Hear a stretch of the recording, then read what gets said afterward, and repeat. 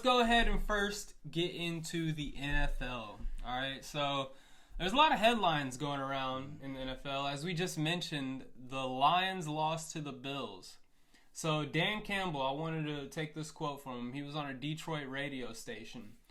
He says, and I quote, "But you forgot what it was like when you had nothing and you ate your expletive. That molded bread. They're eating molded bread.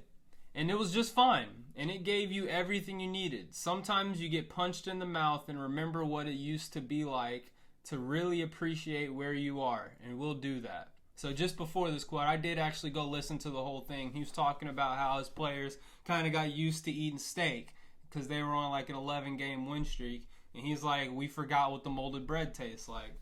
So, I mean, I think a loss like this, and it wasn't an embarrassing loss by any means. Wasn't. I mean, giving up 48 points to the Bills, 48 points to any other team is looking kind of rough, but the Bills are one of the most high-powered offenses. And so I don't think this loss is too embarrassing for the Lions. I don't think it's everything's out the window now. They still are in prime position to be challenging in the offseason.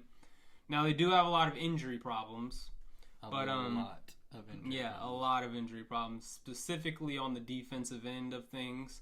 And their upcoming games are against the Bears, the Niners, and then the Vikings. So the Bears, who really cares? The Niners, I mean, they shouldn't drop that one either. Now, the Vikings are on a tear, which we'll get into that in a second. But the Bills, on the other hand, are owning their division. Their last 3 games are the Patriots, the Jets, and then the Patriots again. So, I mean, we'll have to see how things pan out for the Lions. Obviously, the Bills are in good position over there, but the NFC is competitive. Yeah. I originally thought, and I think we even were rooting, that the Lions would be a great Super Bowl run. They had an opportunity to do it. To be honest with you, with the way that their team is basically falling apart with injuries. Did you hear about Montgomery? He might be out for the rest of the season. Yeah. They're testing things today, on Tuesday, to see how, I mean, if it's even feasible for him to come back the rest of this season. Might be a possibility for the playoffs, but right now it's not looking good. But I just don't. It's very, very unfortunate for them because I think everybody had high hopes for them. Unless you can just piece together a team that can stay healthy. I mean, they're going to be young. They're going to be pulled off the practice squad. They're going to be pulling them off the streets in Detroit to try to get enough players to play. I just don't see it, and I really, it is extremely disappointing. But for whatever reason, the Lions have just get hit in the mouth about every single time they play a game, and they lose a lot of players. So I don't see them making that run. I really don't. No. It's unfortunate. I like to keep faith. Dan Campbell is one of my favorite coaches in the league. He's good. If there's anyone who can really represent that next man in mentality, still do your job, and then we can still get to the dub, I think it would be him. But, I mean, it's hard not to agree with you, especially like we're about to talk about how the NFC is shaping up right now with these heavyweight teams. Yeah. I mean, now you still scored 42 against the Bills, so you have to still say that their offense can be effective. But again, losing Montgomery, what does that do? I mean, they still have Jahmyr Gibbs, and so Gibbs is one of the best running backs in the league. It's going to be tough. It's a morale killer. If they're winning games, it's going to have to be shootout type of games where their offense can put up a bunch of points. But what happens when they face the Bills' defense isn't really even all that. But what happens when they go in and they take on an Eagles defense or a Vikings defense? It's different. Yeah, which brings me to the next point. I mean, is the NFC North the toughest division right now? Because you have the Lions, who are 12-2, right? They just dropped that one to pull them back, and now they're tied with the Vikings, who are at 12-2. You also have the Packers, who are 10-4, which they're third in their division, but they're still up there in the hunt right now, trying to get into the playoffs. And they're winning games. And then you have the Bears, obviously, who are 4-10, which give up on them. That's a whole other fiasco. Just want a hint right now with the Bears. I really am starting to question whether Caleb Williams is the answer over there at quarterback. Yeah. Because out of all the quarterbacks that have come in, these rookies and stuff like that, I feel like he's the only one that hasn't really taken a step forward this season. Yeah. Like, I feel like here at the end of the season, he's still in the same position he was week 1. And it's not like he came into like, a Browns offense like Baker Mayfield did back in the day when he gets drafted high pick. Like, he came in having Keenan Allen, DJ Moore, like some significant weapons around him. Decent players. And a solid defense. And 4-10 is just, it's not good. Miserable. But on the other hand, Vikings are looking really good. Yep. I mean, they're the ones, in my opinion, that possibly could dethrone the Lions coming up. Yeah. Sam Darnold's been looking good. They have Aaron Jones. Obviously, Justin Jefferson out there at wide receiver. He's the best wide receiver in the league. I mean, the routes he runs is ridiculous. And then just their defense is definitely above average. Now, I wouldn't say they're one of the best defenses in the league, but they can make it a competitive game. And obviously, they don't have the amount of injuries that the Lions have. So it's going to be tough for the Lions to try and keep that pole position over there in the NFC North. Yep.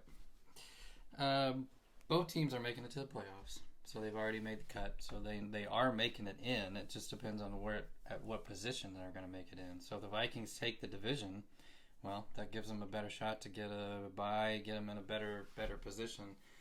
And then the Lions are going to have to work themselves up through a tough squad. I mean, like you said, there's still lots of teams on there that are going to be tough. I don't know. I just, like we said before, I think I see the Vikings making a better run right now just because they have a lot of pieces. And there's argument that, Sam Darnold needs to be the guy moving forward. Yeah. Yeah, I mean, very possibly could be, with J.J. McCarthy, he's still a young rookie. Him coming in a second year, he could very possibly be coming off the bench behind Sam Darnold. So, yep. I mean, that's talking about the NFC North. Now, we asked if they're the toughest division. Obviously, over in the AFC, you have another tough division, which I think for a lot of people have been kind of flying under the radar because of one team that's like the worst team in the NFL besides like the Giants. But the Raiders are at 2-12. They're weighing down their entire division right now. But on the flip side of that, obviously you have the Chiefs at 13-1. You have the Broncos at 9-5, which I think they're a pretty shocker team this year. Sean Payton's kind of whipping them into shape. Yep. And then you have the Chargers, who are at 8-6. And in my opinion, the Broncos and the Chargers have taken giant steps forward since last year. I agree. And Chiefs, obviously, they're still on top. And in my opinion, a lot of those games that they have won were very close games. So their record speaks a little bit better than their actual performances. Agreed. But that's a tough team over in the AFC. Yep. Tough division. For sure. I mean, Chiefs is a big question mark. We may talk about it later. But are they going to be able to hold it together if Mahomes is not able to play? Right now, they're talking about they're doing tests on him today. It's a high ankle sprain. What's that going to look like? So Carson Wentz is his backup. Is he going to be able to come in? And we know how all over the place he is. And it's not in a negative all over the place necessarily. But he's going to go do his game. And it may not be the Chiefs' offense. Like, it's going to be his offense. And he's going to have to... I don't know. God knows what he's going to do when he gets out on that field. I'm interested to see what happens, but that's going to affect what the Chiefs do. I mean, they might lose a couple games. I mean, there's only 3 left, but we'll see. But the Broncos had a pretty strong, showing against the Colts. They played pretty well. Yeah. So, we'll see. I think the question really that the Chiefs should be asking themselves is it worth putting Mahomes back in? You're already in the playoffs. Yeah. So did you let him rest a couple of weeks, try to get him right? Because I think it's safe to say that without Mahomes, the Chiefs' offense is not the Chiefs' offense. Correct. And so, is this a situation where you sit Mahomes for these last 2 or 3 games or whatever and wait him out until the important games come? Yep. I mean, that's an easy argument, I think, because like you said, they're already in the playoffs. There's still a very good chance they're going to get that number 1 spot. So why not save him and just let him get him healthy and then make a really good run in the playoffs? That'd be the smart thing to do. I mean, another injury that my team is experiencing right now. It's a big injury. It's kind of some scary ones. So obviously you have George Pickens out with the hamstring. He's going to be out. He was out. I mean, beginning they were kind of playing it day to day. He might play this week. It'll be a Friday decision. 2 weeks later, he's still out, and they're saying it's a pretty bad hamstring. I don't know when he's going to come back. It could be all the way until the playoffs when we see him again. It could be even after that. I mean, really, they're not releasing anything talking about how bad this injury really is. But also on that end, TJ Watt caught a low ankle sprain in the last game. Now, they're saying that he's walking around pretty comfortably right now. Obviously, they're not going to be saying whether he's playing this upcoming week or not. We already secured our playoff spot with that Colts loss last week. It could kind of be the same situation as Mahomes when it comes to TJ Watt. I mean, we have great edge rushers even besides Watt. We still have Herbig. We still have Highsmith who came back. And, I mean, he's looking pretty decent. We picked up Preston Smith. So we have some depth there to where you can still try. It's not like a hole in the defense. It's just filled in by a more average player. But let's go ahead and get into that Eagles game that we saw last week. So it was a tough game for me to watch. Okay, like I said already, it's kind of a happy week but sad week. Happy week because we did make the playoffs. Sad week because we lost to the Eagles. Now the Eagles are a great team. They're over there running the NFC right now. I really mark that game up as two big ideas. So for one, we definitely need George Pickens. Russell Wilson had 128 yards passing, only one touchdown. Our leading receiver was Calvin Austin, who Calvin Austin, when he got drafted by the Steelers, was viewed as a maybe he could be a third-string slot wide receiver. For him to be our number one target right now is pretty bad. Yeah. If he's our number 3 target, then we're doing good. Like, he's a good third target. But a number 1 target, no. So, I mean, he had 5 catches, 65 yards. Other than that, Pat Freiermuth had 3 catches for 22 yards. He had the touchdown. And then other than that, everyone else had 1 reception. Yeah. So 1 reception each person. We don't have any targets right now. So that's point number 1. We need George Pickens. Point number 2, the Steelers' defense, I view it as the best defense in the league. But we do have holes in our defense. And I think it was exposed last game with the Eagles. Now, part of it was game planning. The Steelers ran a majority of a 1 safety high set, which means that they're loading the box with another safety. What does that tell me? The game plan, obviously, was to stop Saquon Barkley. Yeah. And we somewhat successfully did that. He had 19 carries for 65 yards. But we couldn't stop the pass game with only 1 safety high. And 1 safety high means our corners are majority going to be out in man coverage. And I just think that Joey Porter Jr., he's a great cornerback. He has all the potential in the world. He could be one of the best cornerbacks in this league. But he is only in his 2nd season now, I believe. He's not to the point where he can guard an A.J. Brown. A.J. Brown is top 5 wide receivers in the league right now. Yeah. And he destroyed us. 8 catches, 110 yards, 1 touchdown.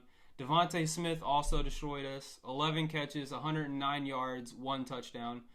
And I mean, part of it's game plan, yes, but that game plan is kind of the Steelers' MO. I mean, what we want to do is force you to try and pass the ball. We want to show the look to where you're going to drop back, and then we want our edge rushers to get home.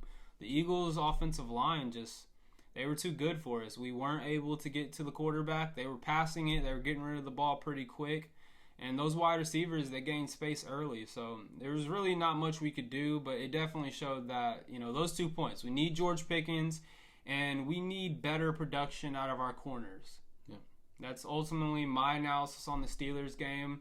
I think that if there is a team that's going to beat us like that, it's definitely the Eagles. I mean, that's a team where it's definitely pick your poison. Either we're going to destroy you by the run or we're going to destroy you passing the ball. Yep.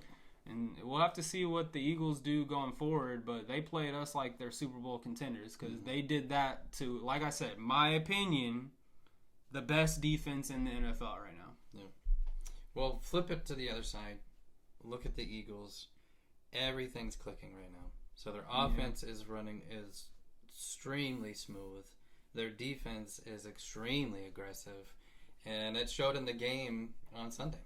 I mean, so the Steelers were put, I think, in a corner, and they just couldn't fight themselves out of it. So offensively, they just looked like it just didn't flow. They had one really good drive, and that was that touchdown pass that I think he had outside that Russell Wilson had. Outside of that, there wasn't much else going on. And then you had a pretty aggressive Eagles team that was just finding gaps. I mean, there was a lot of like things down the middle, a lot of guys cutting in and out that you'd see that just the wide receivers would just be open, and their man play was just not good enough. It really wasn't.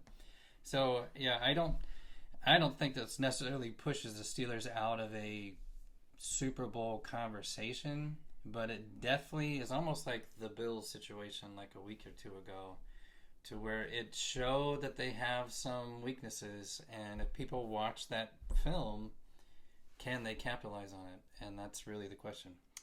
Yeah, I mean, the next upcoming games we have are against the Ravens, the Chiefs, and the Bengals. So for the Ravens is always going to be a Steelers-Ravens type of game. Yeah. That's going to be a played at the line of scrimmage type of game. So I have faith that, we always have the Ravens numbers, and this game might be a little bit more competitive. I typically think is the other problem. Yeah, but I typically think that Steelers coming off of a loss, they come back, a little pissed off, a little ready for revenge to that next game, and with it being the Ravens, that game just means everything more.